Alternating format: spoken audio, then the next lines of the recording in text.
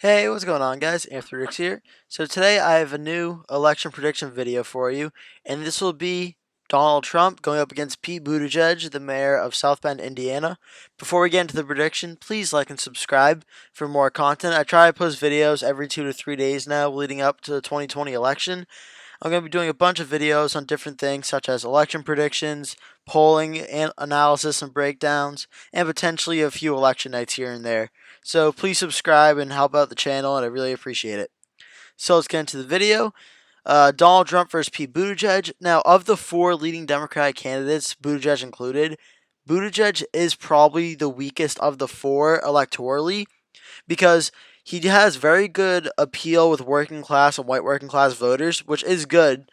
However, he has virtually no appeal with a lot of minority voters, especially African Americans, which a lot of Democrats need to win. And that's going to come up in a lot of these states that may go Trump's way or may not, but maybe a lot closer that Pete Buttigieg needs if he's going to win. But nevertheless, let's get into it. On the West Coast, the states of Washington, Oregon, California, and Hawaii will be safe for Pete Buttigieg. Donald Trump will win the state of Alaska, Utah, Wyoming, Idaho, Montana, North Dakota, Nebraska, all except Nebraska's 2nd district. We'll be coming back to that in a few minutes. Kansas, Oklahoma, Arkansas, Louisiana, Mississippi, Alabama, South Carolina, Tennessee, Kentucky, Indiana, West Virginia. We'll be coming back to Georgia and Texas. Pete Buttigieg will win the state of Illinois, and then he'll win up along the East Coast, winning every single state up until New Hampshire. New Hampshire we'll come back to. I think Maine's 1st district, I think will be safe for Pete Buttigieg, and I think Maine's 2nd district will be safe for President Trump. It may seem like big margins, but I think that's actually pretty realistic. And Pete Buttigieg will win the state of New York. So Pete Buttigieg will get at least 183 electoral votes. President Trump will get at least 126. Now, the rest of the states that I'm marking in gold now are states that could potentially be competitive. Not that they all are, but they at least have some electoral history of being competitive states in the modern era. Some ones we can get out of the way. So for now, I think I would put Colorado in the likely to lean margin. I'd put it in the likely margin for now.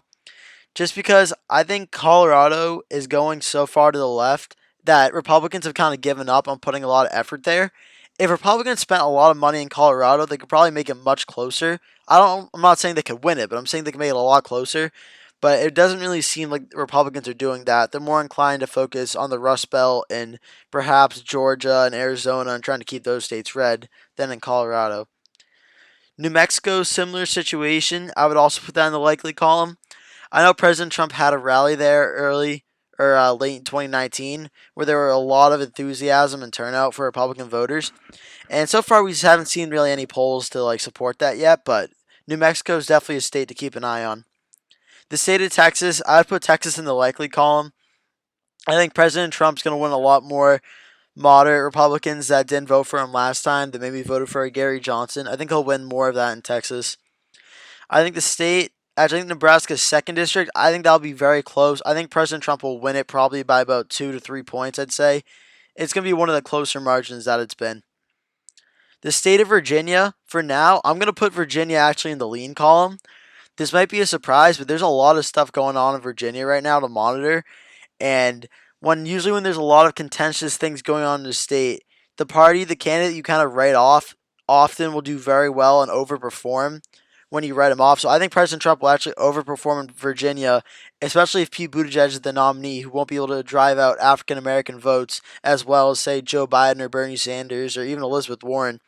So that will definitely hurt Pete Buttigieg in Virginia, but nevertheless, he should still be able to win by about 3 or 4 points, I'd say. The state of Arizona, I would get Arizona in the lean column to President Trump.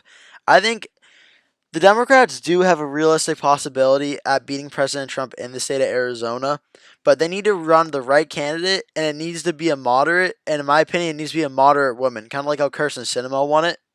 And I just don't really see any of the Democratic candidates in the field that could do that.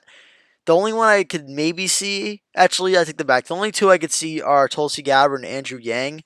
They seem to be the only two I could see potentially winning Arizona, but at this stage, it doesn't really look like either one of them will get the nomination.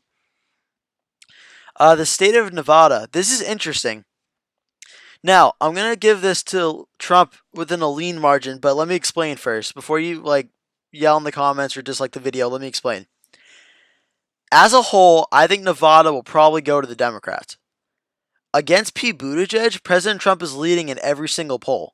Now, Nevada does have a history of favoring Republicans in polls, but I looked at the polls themselves, and A, they actually don't favor President Trump by that much in these.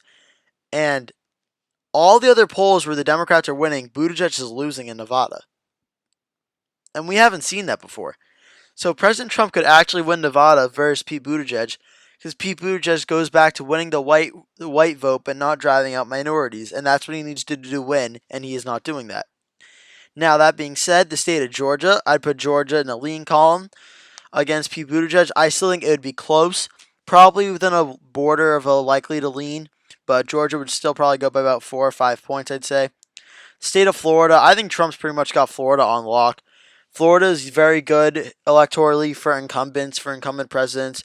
President Obama won it both times. President Bush won it both times, although I'm sure 2000 will have some interesting things to say about that. But yeah, Florida will often favor the incumbent. President Trump, Florida's basically his second home, and now that he's shifted residencies, that Florida's his official home state now, it is his home, and Mar-a-Lago and everything. So President Trump, I think, will win Florida. The state of North Carolina, I think North Carolina will go to President Trump by about 3 or 4 points. It'll trend more to President Trump than last time around. Similar to Georgia and Texas, I think more moderates that didn't vote for Trump last time have seen the way Trump is governed and will vote for him. Also, the African American turnout will be lower for Pete Buttigieg, and that will probably increase Trump's margin if they don't vote or if they vote for Trump or a third-party candidate. So Trump will probably win North Carolina. The state of Ohio, I would give to Donald Trump. I think President Trump's got a pretty good lockdown on Ohio right now as well. The economy is doing very, very well, and Ohio is one of the earliest indicators of states that how's the economy doing, how's trade doing. And I know things seem very chaotic right now, the whole Iran situation, but if that China trade deal that was rumored to happen actually happens, and USMCA got passed, and the economy and stock market's doing this good, expect Ohio to go red. Now, that being said, Iowa, I expect to be a lot closer this time around, probably, and it'll probably be closer than Ohio. I still think President Trump will win in Iowa. I know Pete Buttigieg is very popular in the state of Iowa. He may very well win it in the primary. But right now, I think President Trump, with the economy, if it stays this good and does not go into a recession, I think Trump will be able to pull out a win in Iowa. However, that being said, the state of Maine at large, I think Pete Buttigieg will win it, probably within a likely margin, maybe a lean, but I'm going to put it in like 6 points right in the margin, right in the border of that. Buttigieg, I think, will win the state of Maine. I think he'll win the state of New Hampshire within a lean margin by about a 3-4 point margin. Actually, I'd say 2 to 3, actually. I think it'll be a lot closer. But yeah, Pete Buttigieg will probably be able to win New Hampshire. President Trump is probably going to focus on New Hampshire a lot, but not as much as, say, Wisconsin, Michigan, and Pennsylvania, which are more important. But New Hampshire is definitely winnable for President Trump, but I think Pete Buttigieg would probably win him in this election prediction. The state of Minnesota, I would give to Pete Buttigieg narrowly right now. Don't forget, President Trump does have very well Rust Belt appeal, but then again, Pete Buttigieg does have some as well, coming from Indiana.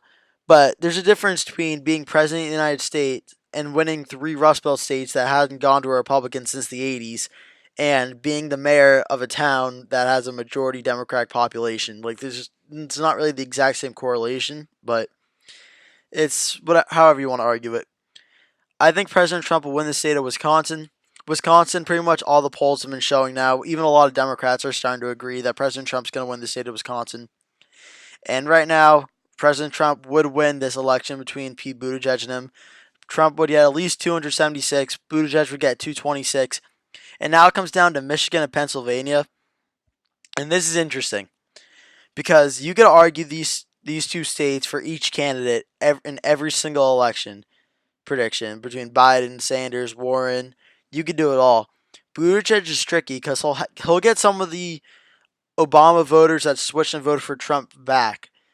but he also won't get that African American turnout out of places like Philadelphia, Detroit, and Democrats need that to win. That's the coalition they've built now, especially against President Trump. That's what they tried to do in 2016 against Hillary.